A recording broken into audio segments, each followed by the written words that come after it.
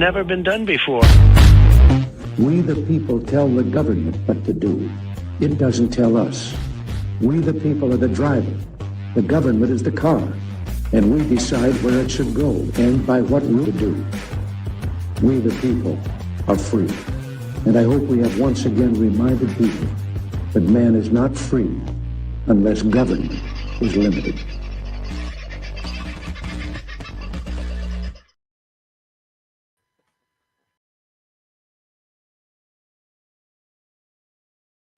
Helps if I put myself up like that. God, fat finger disease on the clicker today, I can tell you.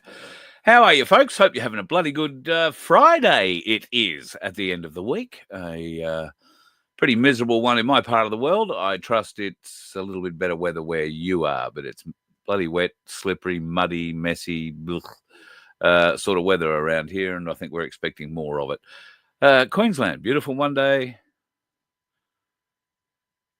Yeah. Just having a bit of a look through the chat. What the first in tonight? Good to have you in, mate. Hey all, and Macca following that one up. Avcam, is that the way to say it? Spazza, good to have you in, brother, and keep listening. Might be something in this for you tonight. Thank you, Whattha, for the comment about the crackheads on the train. Connie, Alan must be home. Nice to have you home, mate. Good to be home, I bet. Pity the weather isn't better. I hope you both are terribly well. DM, Margot, Clayton, the big fella, is in the house. I hope you are doing well, brother. You were on my mind today, in a very blokey kind of way. We have to catch up, so I was just trying to think when we're going to do that, so I'll be in touch.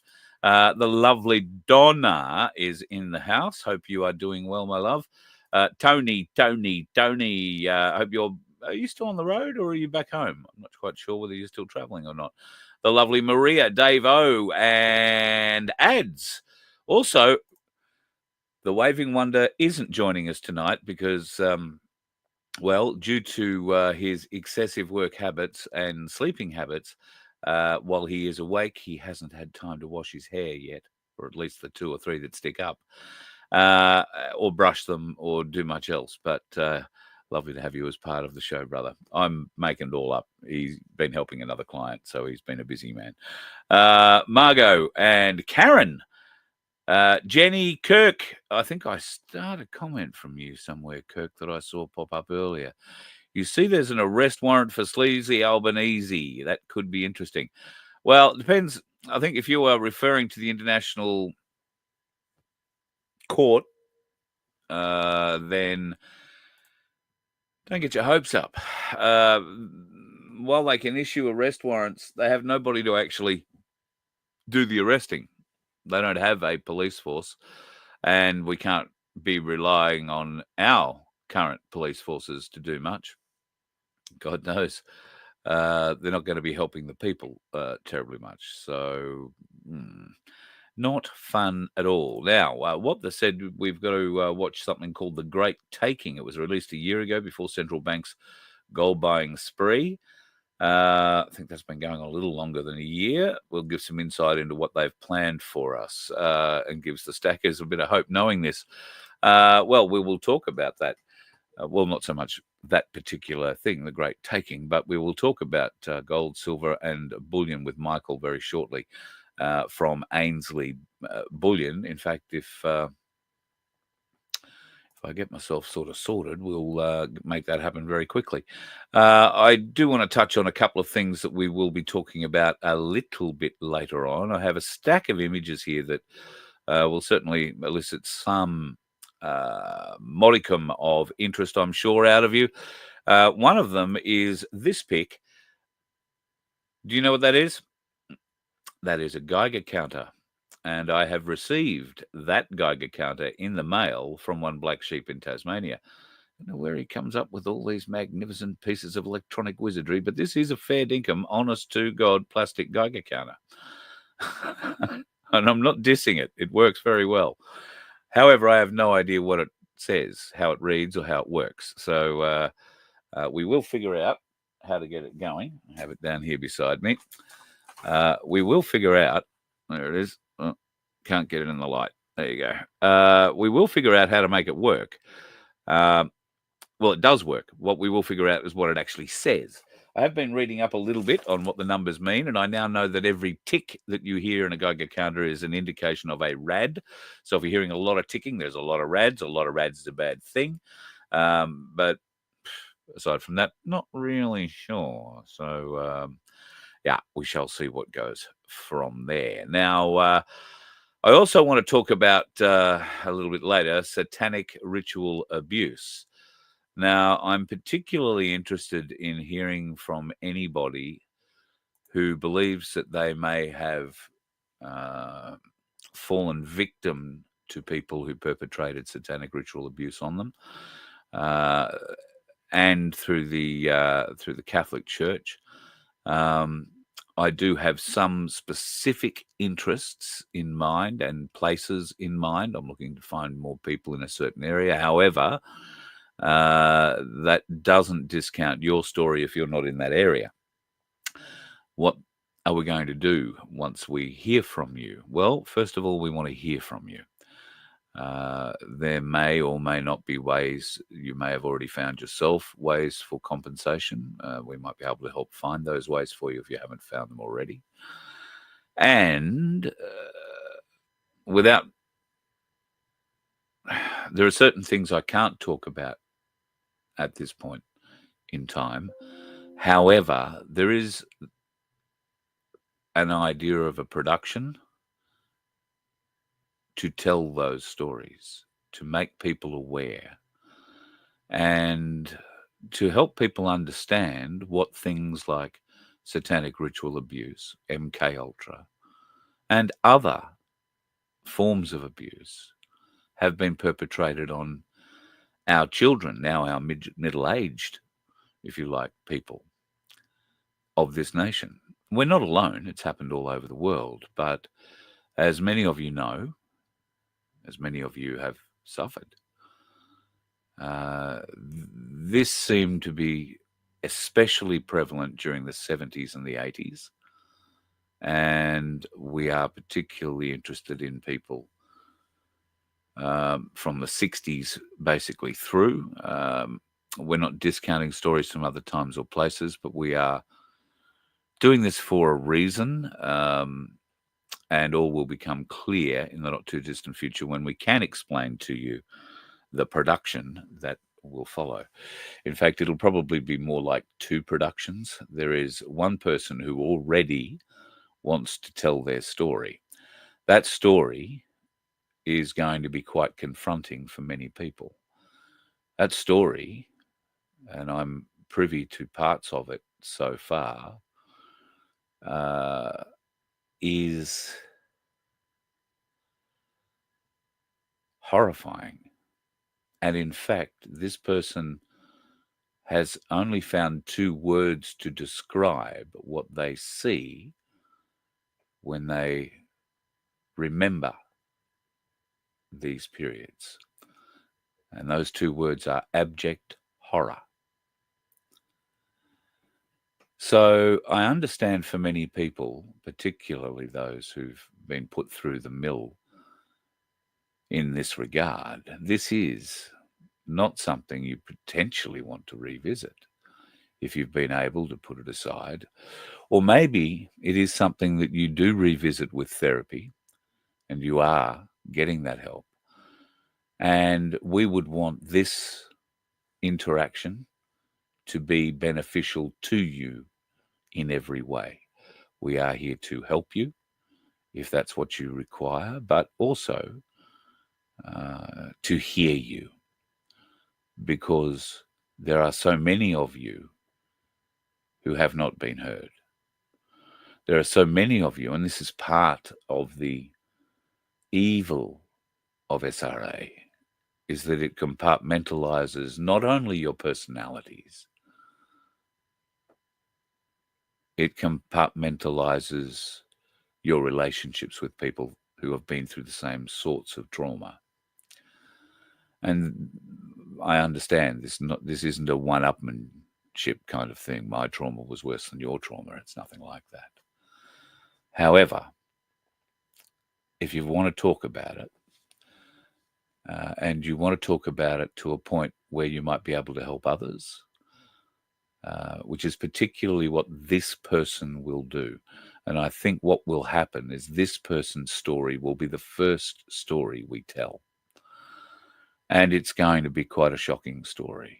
If you want to call it a documentary, then call it a documentary. I'm not going to tell you when it's coming. I'm just telling you that it is coming at some point in the future. I suspect sooner rather than later, but I'm talking months rather than years. We want this to be something that looks and feels like a professional production, and it should do that. But we also want it to be the beginning of something, an educational process, if you like, for those of us that don't fully understand, maybe can't appreciate the sort of damage that many people have had done to them by predominantly people working within the Catholic Church or the Freemason community. So if you are one of those people, I'm very interested in hearing from you. You can email me. Don't do it right now because I don't think Vince will have had time to set the email address up, but survivor at vofhq.com, and put survivor in the subject line as well, please. If you want to send us an email, and if you are prepared to have a talk, off camera, not recorded, not anything like that, and you want to share your part of the story and potentially talk about what we are planning, then I'm very happy to share that information with you. And if it's something you feel you would like to be part of, then we will do that. I haven't got a document ready yet, but I'll try and get that together over the weekend, where it will explain the process of what we're going to attempt to do here by telling your story, by educating those of us who have been fortunate enough to avoid the horrors of SRA or sexual abuse of that nature. And we may or may not be able to help out with professionals who have a great deal of experience in this area. I hope to be able to gain some access to some of the best people in the country to discuss the clinical side of what we're going to be talking about as well. So if anything, this is a fact-finding mission to find out whether or not any of you are watching. If you are, please reach out. I'm going to endeavour to reach out to Fiona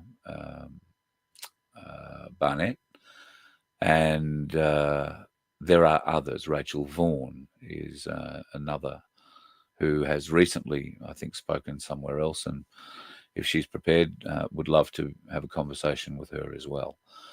So it's a very serious subject. It's something we're not going to take lightly in any way, shape, or form. And if the people who perpetrated these horrors on you are still alive and you wish to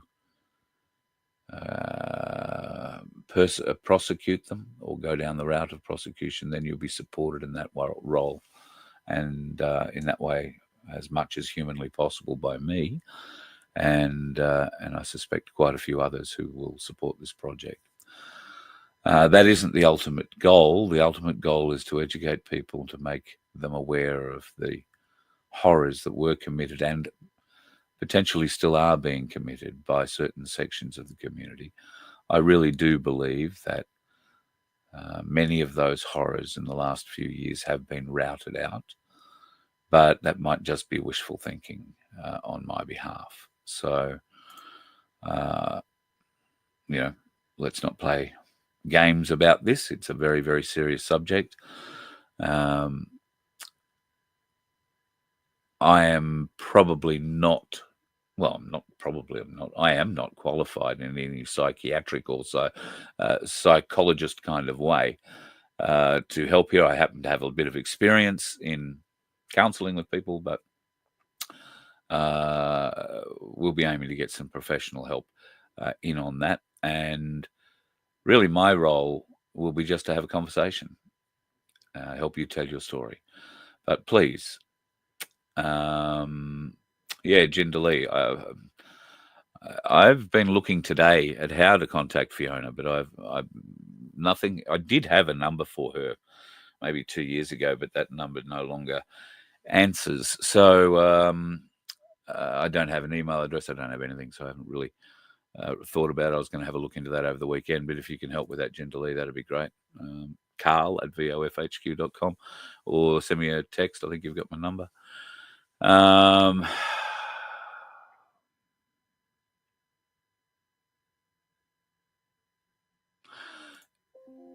SR. I'm just reading this. And I'm trying to...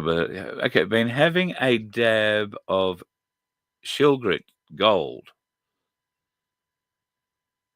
with your coffee. I don't know what that is. You feel better for it. Shilgit Gold. I'm going to have to do some kind of a search on that one, my friend, because you've lost me there a little bit. Okay, so I can see in the chat now, Vince has said that he's got the email set up. So survivor@vofhq.com if you would like to be involved in this project. We are very, very, very keen to know. Richie Benno is a name that has been associated with SRA. In fact, there are quite a number of names. I am particularly interested in, well, a few names, but I'm particularly interested in one particular priest out of Canberra who was very active in the 70s. I'm particularly interested in people in Adelaide, also in the 70s and into the 80s. And I'm very interested in people in the Hunter Valley, Newcastle, and Central Coast regions of New South Wales in the 80s. This is because I have people in those areas who've reached out already, and they have some names in, and there is some detail on certain perpetrators. Some of these things have been prosecuted. What we are indeed looking for, those of you who may have not been involved in the investigation of the Royal Commission, those of you who were passed over, those of you who were missed. And while I said I'm interested in those areas, I'm also interested in Queensland. There is one amongst you who has been subjected to something absolutely horrific at a young age. He was arrested and thrown into a juvenile institution for 8 months while they tried to make a charge against him stick. When the scientific evidence eventually proved that he could not have been involved in the crime for which they had held him, they let him out of that institution. That institution was called Westbrook. Anybody in Queensland through the 50s, 60s, 70s, 80s, probably the 90s, juvenile justice system knows the name Westbrook. There were horrors committed at Westbrook, and this person has had a number of those horrors committed against him. Now, what justice is there for somebody who was unjustly charged with a crime and then held without bail in a juvenile detention facility? First offense, no other charges, no other dealings with police, no nothing.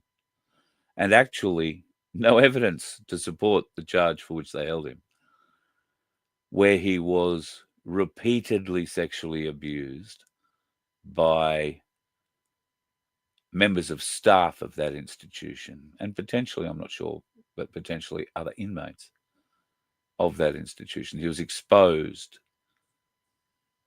to the true horrors of Westbrook, all because he was inside being held while they tried to make a charge stick against him. And when the science proved it wasn't him, he couldn't have done it, he had to be let free, the damage had been done. And there is damage. Anybody who would suffer that sort of abuse for 8 months is bound to have damage. They are bound to need love, they are bound to need support, and unfortunately, the Queensland government, and I suspect South Australia, ACT, Victoria, New South Wales, Western Australia, the Northern Territory, and Tasmania have all failed in their duty of care to many people who are inside our judicial systems. I'd like to make them pay. I don't know that there is a way to make them pay significantly enough for the damage that they've done to so many people. But I sincerely hope we can get to that point. And the more people that know the horror stories, the easier it will be, should we ever gain leverage to get these people to a trial or make them accountable in any way. These stories will be important. These truths will be important. So I offer that for your consideration. Of course, there is and will always be a confidentiality clause if there are certain elements of your story that you wish to remain confidential, you don't wish to make public in any way, shape or form, but they are part of your story and you need to tell it. Well, we'll deal with that when we cross the bridge, but certainly we're not adverse to that. It is also important to note that what you say is likely, in all likelihood, to be investigated. And if it is being investigated, we would prefer that it's obviously, the truth is what we're starting out with. So please don't come to us with fantasy stories because they will be discovered fairly early on. And it just would be a sad indictment of the kind of people that are existing in today's world should we get a flood of people claiming to be SRA victims, or SRA survivors, I should say, when in fact they don't know the first thing about it. And when first put through the ringer of trying to prove that they were part of it all, I think that Q&A session alone might give them PTSD. So think twice before you stick your hand up for this if you really have not been part or subjected to it, because I suspect, I don't really know, everybody's different, but I suspect, given the few people that I have spoken to already, everybody deals with their trauma in a different way. And I can tell you there are some very interesting ways it's being dealt with. And I don't for 1 second believe I've seen all of them yet. So your secret's safe with me. And if you're happy for me to share your secret, then we will hopefully turn that into a learning aid that will help others in the future. At least that is my 100% goal from what we're trying to do here. Please email me, survivor@vofhq.com, if you have a story you'd like to tell. I'll be back in a moment to talk with Michael. Hi, are you passionate about supporting independent media and social events? Voice of Freedom is dedicated to bringing you the latest happenings and things that matter. But we can't do it without your help. By donating, sponsoring, or becoming a member, you're not just supporting our mission. You're joining a community that values transparency and engagement. Your contributions allow us to continue producing high-quality content that informs and inspires. Visit vofhq.com to make a donation or explore sponsorship or membership opportunities. You can even donate using crypto. Together, we can amplify voices that deserve to be heard as we continue to create a vibrant platform for social change. Go to vofhq.com. Help us to help you by joining us and making a difference today.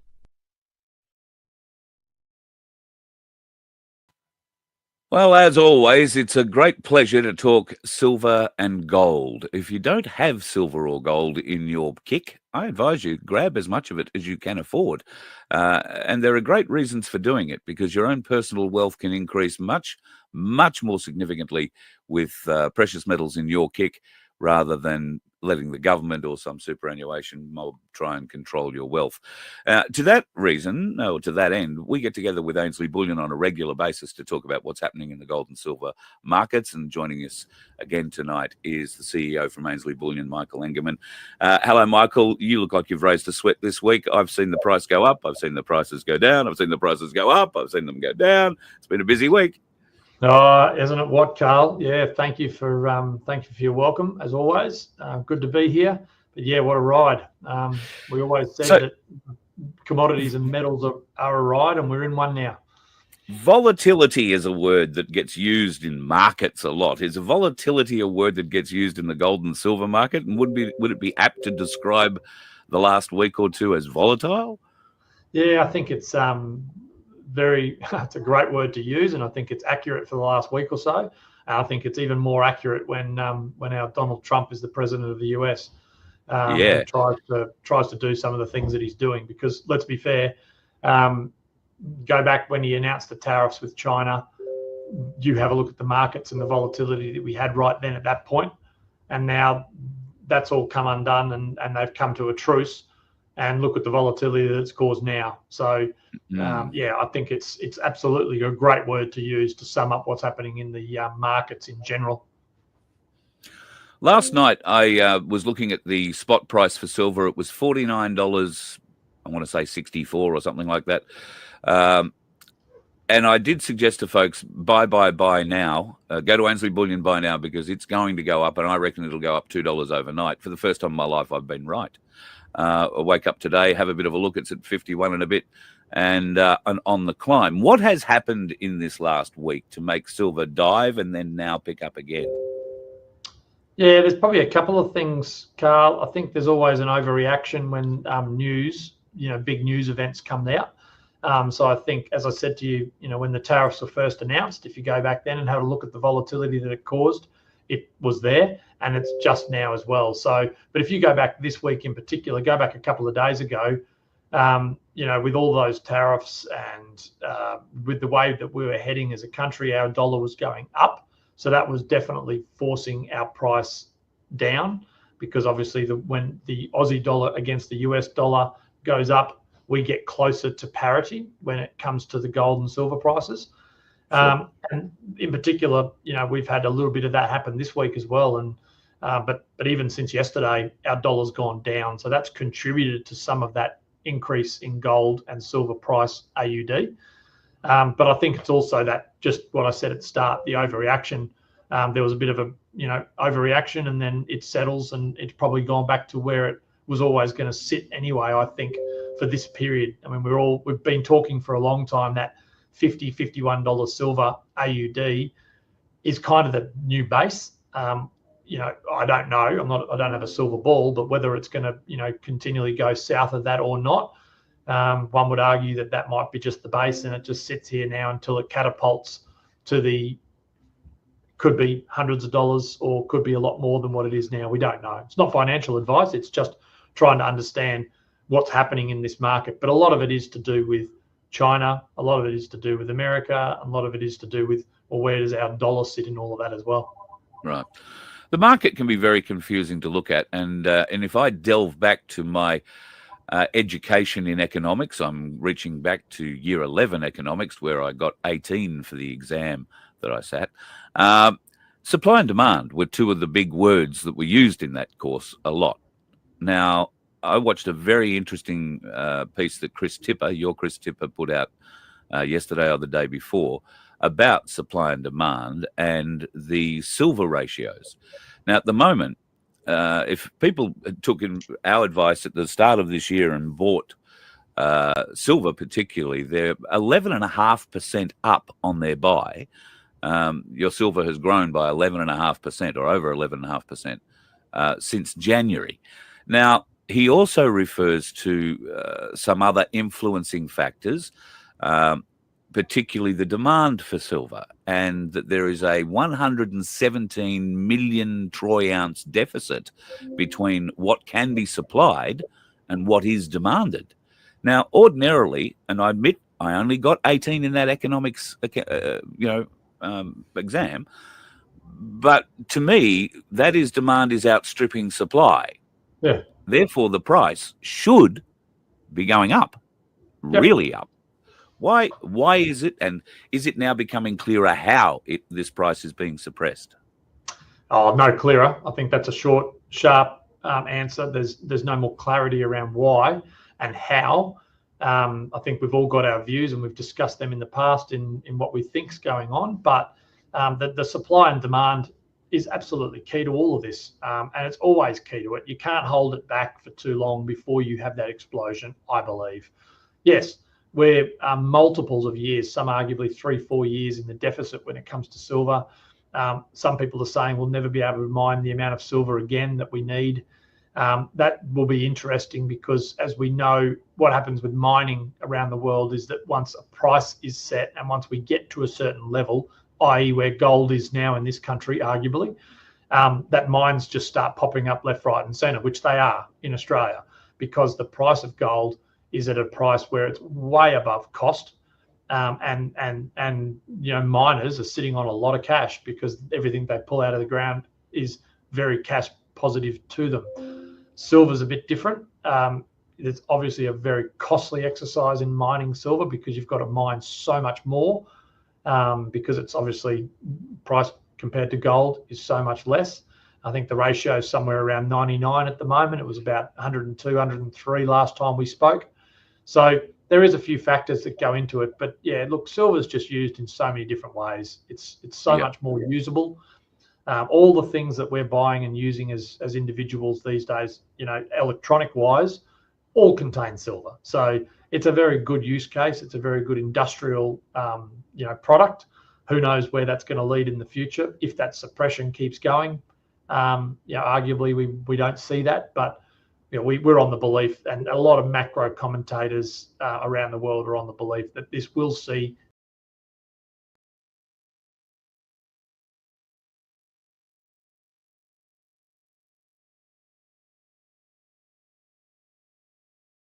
at some stage.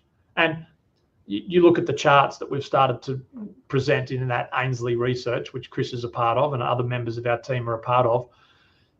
There's some interesting information in there, charts that go back hundreds of years, decades, etc., that are all leading to the same point. How important is that historical knowledge in your day-to-day job today? Oh, I think it's super important, Carl. I think that we've always said that history doesn't repeat itself, but it certainly rhymes. And I think you have to look at it from the point of view of, are we able to predict when something is going to happen in the future? Well, no. No one sits there and says, oh, this will happen on this date. We know plenty of Nostradamuses that have come out and said the world's going to end, or that something's going to hit the earth and blow us up, and those dates come and they passed. So I think it's incredibly hard for us to pick what's going to happen, but I think what we do by looking at history and understanding the history books is that there's a trend that happens, and these things happen in history before a preceding event, or these are the things that have caused this thing to happen, and that often rhymes. And I think that's why you're getting a lot of people around the world, including ourselves, that are saying there's a lot of those preceding events are starting to occur. A lot of those things are leading us to the potential event happening, whatever that event is. We don't know, but that's what history is enabling us to do. Is there potential for people to? I'm shifting gear here a little bit, I guess. There has been a lot of warnings sent out over, our channels in the last few weeks about, great financial upheavals, and we are seeing in our banking system a lot of interesting changes since the election. Commonwealth Bank now is refusing to give people their money without them answering a questionnaire about where they're getting it all. and I'm just hypothesizing here, if I had a reasonable amount of money in my super and it was coming due, and I was thinking about putting it into a bank to hang on to, or Ainslie Bullion, would it be better to transfer at least a significant portion of that cash into gold and silver? Because last time I went and got something from you guys, you didn't ask me where I got the money from to buy it, or what I'm going to do with it, or where I plan on stashing it, or anything else. You are as a bullion dealer, you're appearing now to be a much less intrusive option than a bank. Yeah, there's look, it's a really good question. I'm probably, look, I don't know. I think there's elements of what's happening with the banks at the moment that you could probably understand if you wore the shareholders and or the CEO, the people that are running the board, if you wore their hats, you could probably understand why they're acting the way they are. Because at the end of the day, they're after profit for their shareholders. And I would argue that there's a lot of people that are out there, even probably listening to us when this goes live, Carl, that it's about super funds are investing in banks, and we all have super. So we're all in that space. A lot of people are anyway. And what are banks doing? They're trying to maximize the profit for their individual shareholders. How do they do that? Well, they look at how do they reduce cost and increase their revenue. Well, reducing cost is getting rid of cash, because I don't know, Blind Freddy could tell you that over the last 20 years, the costs of doing anything has gone exponentially up. So managing that cash, collecting that cash, counting that cash, sorting that cash, sending it back out to all the branches, sending it out to all the shops that use it, would be exponentially more costly than having little machines sitting on the desk that, you know, you just swipe your card or your phone on, and they collect 1%, 2%, 3%, you know, for every transaction. So from a bank point of view, I can see why they would do it. I don't agree with it. I'm not saying that I agree with it. And I'm absolutely pro cash, and I support everyone getting as much cash out all the time and using that as much as you possibly can. Who wants to pay the surcharges? I definitely don't. But I can definitely see why they're going down that path that they're going down. And then you throw on the crypto piece. Go on the piece about that crypto is a peer-to-peer transaction without an intermediary in between. That means I can send you cash, Carl, or not cash, but I can send you value straight from me to you without anyone in between and without any bank or anything in between. Well, that's a real fear. If I'm a CEO of a bank, I'm looking at that going, that's our model. That's what we've been doing for the last X amount of hundreds of years. Crypto's coming in and potentially taking that space. So of course they're going to defend their patch, and of course they're going to do what they can to keep it out, or until they can control it is the key. And when they get control and they have the agreements with governments around the world that they are the ones that are able to manage it, then I think you'll see a different turn. But for now, I'm not surprised with the behaviour that we see. Absolutely not. I would think it's a great marketing strategy for Ainslie Bullion to go out and approach anybody who doesn't feel too comfortable about having to ask the questions that the bank want you to answer. Where did you make your wealth? Where do you plan on spending it? Why are you giving it to this person? Who are these third-party people that you're paying? If you don't want to answer any of those questions, it's pretty simple. You can simply trade gold and bullion instead. Yeah, we've still got, I'll just add those, like just from a compliance regulation point of view for our business, we're no different to any other business. We've got to be very mindful, though, of who we're serving. And I think everyone has seen, you know, the media around some, you know, of the dodgy characters that are caught up in our space. There's even just been this week some news around some other people getting caught up in the bullion. So we have to keep our noses very clean, and we have to be sure that we're serving the right people and making sure that we're not soliciting, you know, corruption, criminals, drug lords, etc. So when it comes to, you know, buying off Ainslie, we've just got to do our due diligence and make sure that we are serving the right people. So it's not like we don't ask questions. We still do. But I agree. We've always promoted that you cannot live outside the system. You need to live in conjunction with the system. But having a lot of your assets tied up in precious metals and or crypto enables you to do that. So yeah, we always support that. Yep. Just on crypto, we're going to get a chat with Chris Tipper or somebody else from your crypto team happening in the near future. Crypto at the moment, well, volatile is probably a word that could be used in the crypto markets as well, except you guys see the patterns, like Bitcoin, for instance. I think we're just on the uptake again now. We've been in that lull. We're going back to... I think it's about 104,000 US at the moment. Yeah, right. So it's on the climb. Your team are obviously well placed to help people in that sphere, and you have the ability to trade in crypto too.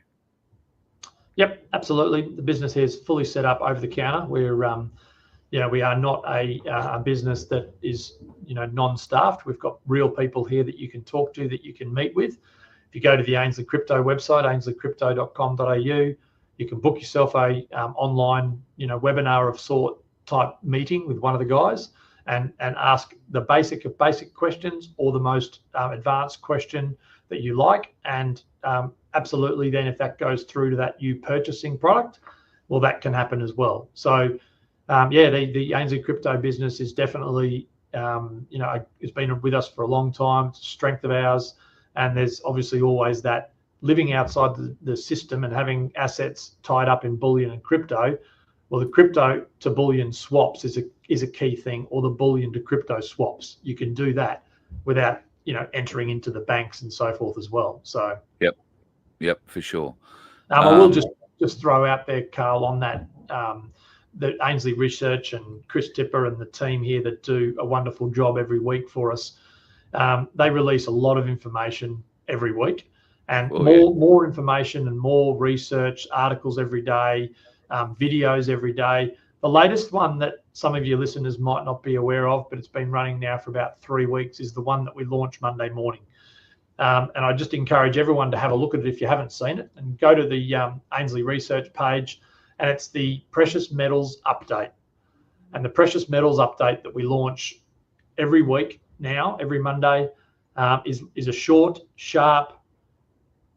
Chris is doing it at the moment. There might be others that jump on because it's pretty straightforward. It's just giving listeners literally a snapshot of what's going on in the market purely for precious metals. But yeah, I'd encourage people to jump on. If you haven't listened to one of those, definitely jump on and have a listen, because it's worthwhile. I'm just going to show people how they can find that. That's the Precious Metals Update. All you do is at the top, click on the News and Resources tab and scroll your way down, and then you'll find the Precious Metals Update there, and you can click on that and it will bring it all together. And I've got to say, I enjoy Chris's reports immensely. He presents the information in a very easy to understand, for me at least, manner. There's no in-depth, stuff that he's not talking about stuff I don't understand. I find the way he delivers and the information that he delivers to be extremely beneficial. So I would highly recommend people go and check out the News and Resources division of Ainslie Bullion. Chris isn't the only bloke in there. There's many others. I don't want to single him out, but yeah, I'm very impressed with what he does. Yeah, and I think, Carl, on that, we're trying to get him on the show with you. So that'll be hopefully more of a regular thing that you can start to interview him on maybe it's a monthly basis or whatever it is, but he's keen to do that. So we've just got to get it happening. Yeah, and that just, look, he's, as you said, he is one of many. It's not like it all hinges on Chris. He's our face, and he's had a lot of practice like you have. The dulconic tones that you've now got, and the ability to be able to do what you do is because you've practiced a lot doing it. It's like anything, right? Yes. He is in that position now because he gets a lot of that. A lot of our other staff are really keen to do it and do a great job behind the camera, writing those articles, delivering that news. So there's a lot of passionate people at Ainslie that are trying to help all of our customers and all of your listeners, do the right thing. So, and for the people who are watching this and saying, "Oh, look, it's all pie in the sky stuff to me," I was in that position a couple of years ago. Gold and silver was something that other people did. Only the rich people had the ability to play around with gold and silver. Well, I can tell you that is not the case. So you probably can't see it, but I've got one here right beside me. Anybody can get involved, and you don't have to have huge amounts of money up front. The Ainslie Saver idea that you guys have now got running is a perfect way, if you're on a limited income, to be able to get in and buy proportionately pieces of precious metal as you build your wealth. And Ainslie Saver is, I think, one of the leading ways to be able to buy precious metals in the country at the moment, fractionally. Yeah, absolutely. And it's not, it's the same thing we say all the time. It's don't get into precious metals if you just want to get in for a short term. It's not the physical precious metals is not something that you buy one week and sell the next. It's not something that we encourage that, although everyone is free to do what they like. That's the beauty of this, but it's about living outside the system and building your wealth that can't be taken off you for the future, and about buying precious metals and storing those precious metals and holding those precious metals for the future at some stage, whether that's to hand down to your children or their children. I think that there's going to come, like we spoke about at the very start of this show, a time. That time is coming, and every day we get closer to it. Those that have started this journey and do just chip away at putting the $50 a month or $50 a week or whatever it is of precious metals away, well, that's compounding by nature over many, many years, will have a huge return, way more than you can get out of any bank account savings policy anyway. So Sure. And very quickly, because I know you are busy, I just wanted to bring up an event that's coming up in June. I mean, we'll talk more about this as it gets closer, but coming up Friday, the 13th of June, you and one of the team, I think Mary Jane's coming down from Freedom FFS as well. Yeah, Chris will be there as well. Yeah, Chris will be there. Great. Yeah, a couple of girls out of the office, here in the office, Caroline and Katrina. Katrina's just recently moved up from, well, not recently, in the last 4 months. She's been working with us for a long time in Melbourne. She's now working out of the Brisbane office. So both of those girls go on as well. So she didn't ring me and tell me she'd moved closer to me. I'm very upset. maybe she's leaving it for a surprise for the Jim Boomba night. Yeah. Well, excellent. It'll be great to see you. So that's Jim Boomba happening at the meeting room at the Jim Boomba Library, which is in Honora. Is that how you say it? Honora Street in Jim Boomba, on the 13th of June. I'm coming along to that one as well. So look forward to seeing everybody in Jim Boomba for that. Thank you very much for your time today. I know you're a busy man, Michael, so getting you on a Friday is always hard. Appreciate it. Look forward to chatting again maybe next week, or we'll get Chris or somebody else in to have a chat. Yeah, always a pleasure. Thanks, Carl. Talk to you soon.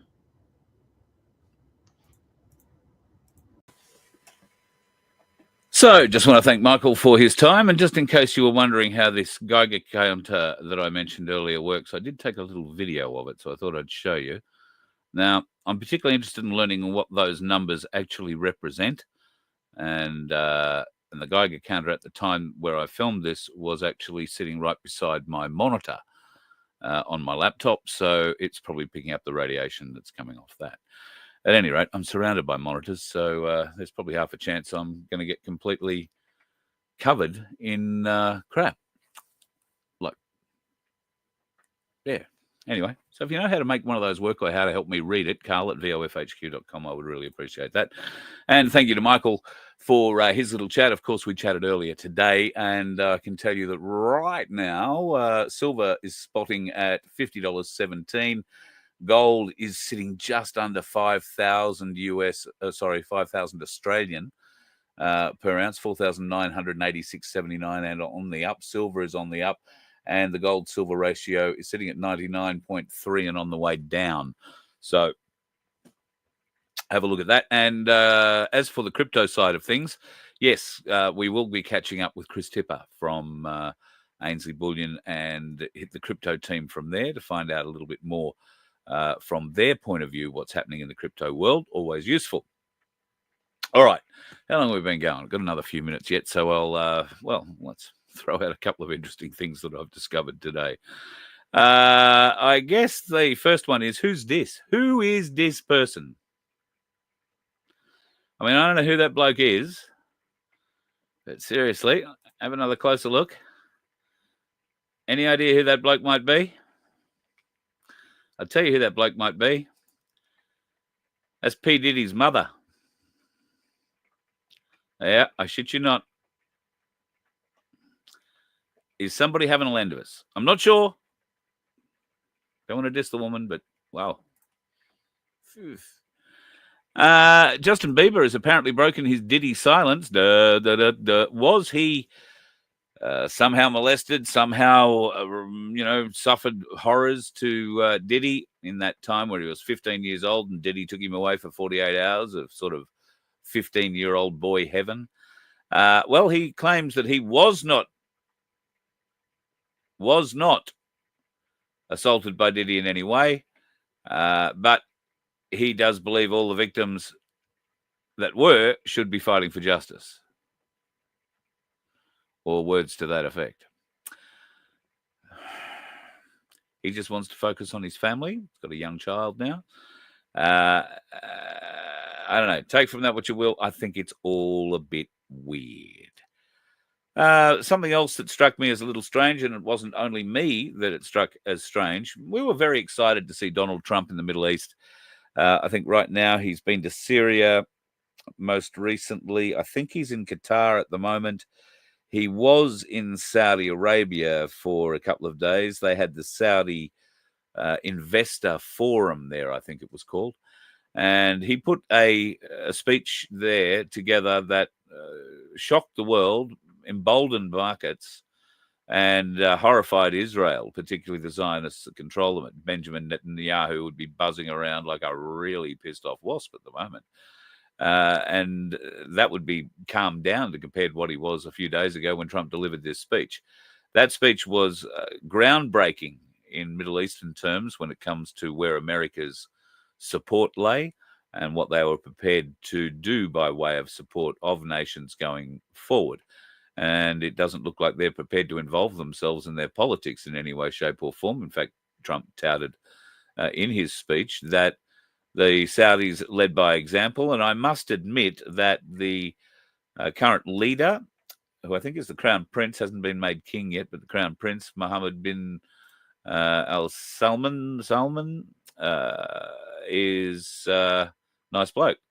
Now, he's 183 centimeters, not meters, or 1.83 meters high. That makes him about 6 foot, right? About 6 foot. Donald Trump, it says, when you go look up how tall Donald Trump is, he's 6'3". And you can go and have a look at any number of different quotes about how tall Donald Trump is, but 6'3" seems to be it. This is the photo that was taken with the Crown Prince and Donald Trump at the Saudi Investment Forum. Now, this has elicited a number of comments around the world that the fake Donald Trump is in fact the one trekking around the world at the moment. And there has been a lot of chat from entities that would probably have a better idea than you or I that this is in fact true. And in fact, one of those people is suggesting that Donald Trump has not been, the real Donald Trump has not been seen in public for many, many years. They never put him in public. He's only ever seen at private events that are held usually at Mar-a-Lago, because that is a 100% controllable environment. Now, this sounds like a horrendous existence for Donald Trump, if the real Donald Trump, if it is in fact true, because that would indicate to me that at least for the last 8 years, he has been locked away and unable to be seen in public because of the very, very severe threats to his life. Now, you may recall the shooting. They nearly got him, clipped his ear. There are a number of credible sources that claimed during the first presidency, the first term that he had, in the first year, there are 87 attempts, including air-to-air missiles, ground-to-air missiles, food poisoning, a whole variety of different ways they tried to assassinate him. Now, we only heard about, well, we didn't hear about any, I don't think, in the first term, and the very public shooting in the run-up to his second term was I guess, the only public one we've been made aware of. But these sources claim that Donald Trump has had pretty much an attempt made on him, if not every day, every other day, in some way, shape, or form. Now, some of them might be just, mental health cases who are trying to make a name for themselves, but others have been very credible. So I found that rather interesting that there seems to be a bloke who is less than 6 foot tall impersonating Donald Trump at the moment, because that bloke from Saudi Arabia is 6 foot and Donald Trump's meant to be taller than him. Just thought it was a bit weird, that's all. I got another one. Who is that for you? Who is that? Now, this is a huge star from the 70s, the 80s, and I guess the 90s. He was known for stage and screen, predominantly a stage show that was turned into a screen show called the Rocky Horror Picture Show. That is Tim Curry. Now, Tim is 79 years of age these days and has obviously had his health troubles. He had a stroke some time ago. What I would notice is that on the day out that he decided to have in his wheelchair with his minder, he's decided to wear his red shoes. Is this a sign? Tim Curry, of course, played Frankenfurter in the Rocky Horror Picture Show and did it very well, I must admit. There are a number of stories about the cast and crew of the original Rocky Horror Picture Show film, and particularly some of the goings on while filming. Tim Curry really took on the persona. He was known as a method actor, I think, at the time, so he really took on the Frankenfurter persona. And Meatloaf, who was also in the movie, starred as Eddie, the biker that they ate in their cannibalized ritual. Everybody, I mean, I'm sure you've heard of the Rocky Horror Picture Show. Have you watched it? I resisted watching it for I don't know how many years, and then one summer, a bunch of friends sat down and watched it, and I got into it for the music, I guess, and then the story, and I don't know how many. I've watched the thing over 100 times. I've been to so many different stage show productions of it. I've lost count. I've been lucky enough to interview the Australian stars who've been putting the show on as they toured Australia, including back in the, 80s or 90s version of it, Ken James, Victoria Nichols, and Russell Morris, who played Riff Raff in a version of it. Had the whole cast in the studio at one stage. I can tell you a very funny story about Russell Morris, but it may embarrass him, and I won't do that. However, there was no Frankenfurter like Tim Curry, and not a well man at the moment. But the whole Rocky Horror Picture Show thing has a bit of a curse to it, and I'm sure if you were to ask Craig McLachlan, he'd probably agree. Who is this turd? Because I certainly don't think it's Albo Sleazy. Now, you go back and have a look at his Communist Party photos, his early days, any other profile type shot, you will find that Anthony Albanese doesn't have an ear that looks like that. Things that make you go, don't you think? Here's another one that'll make you go, especially if you're in Sydney. They're going to put 70 drones in the air to track Sydney motorists. Now, I don't know that they're planning on tracking you exactly. It'll be more tracking traffic. However, if you happen to be the one scything through the traffic in your car or on your motorbike, and it looks like you're doing excessive speed, then my guess is whoever's monitoring those drones will be able to direct a enforcement agency of choice to your location with great haste. If you think that we are not being controlled, folks, and that we are free to go and do as we will without interruption, fear, or surveillance, you are exceptionally wrong. So it's coming, and it's coming everywhere. Not just Sydney. This will be the trial. But I guess the only good thing about all of that is that the drones will have to be under 400 feet. And that will mean that certainly for freeways, they're going to need to be flying over the median and all that kind of thing. This is an idea I actually put to people some years ago.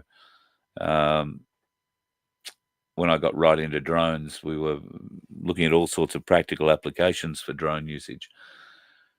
Monitoring traffic was one of them. We're also looking at how to disperse fog and being able to fly a fixed-wing drone essentially up the median strip of major freeways and roads and defog those areas so that the huge traffic hassles and accidents and all that sort of thing happens. And certainly the technology is available to do that. Do you know where it was developed? Dubai. But there is a fair bit of money involved. And of course, I wasn't sharing it with the Freemasons. And I was unaware at the time that everybody that you talk to in the government, or at the time I was looking for angel investors to help fund one drone so we could prove the concept. And wow, yeah, you've got to be in the boys club if you're looking for any of that kind of money. But certainly got the plans for it if you're interested, and we might be able to help out. Defog airports was the other one. We wanted to make sure that airports could stay clear of fog so that takeoffs, landings, and all that sort of stuff didn't need to be interrupted, or it would be at a very minimal interruption. So, but all that is just food for thought. Things I used to do in a past life. There you go. Let's hope we're not reaching the next life any sooner, and your weekend is a bloody great one. I'm going off to go and dig out my father's welder. That shouldn't sound too spectacular, but the welder must be 60 years old. It may be a little more. And I'm going to plug it in, turn it on, and see what happens. We have need of something to be welded. And I'm going to take up my Year 8 welding qualifications on a stick to the max. So be prepared, folks. Not all dickheads are on the road this weekend. One of them is just going down to his mother's place to pick up a welder and bring it back here and possibly electrocute himself. Enjoy your weekend. You let one ant stand up to us, then they all might stand up. Those puny little ants outnumber us 100 to 1. And if they ever figure that out, there goes our way of life. It's not about food. It's about keeping those ants in line. That's why we're going back. Does anybody else want to stay? Let's ride!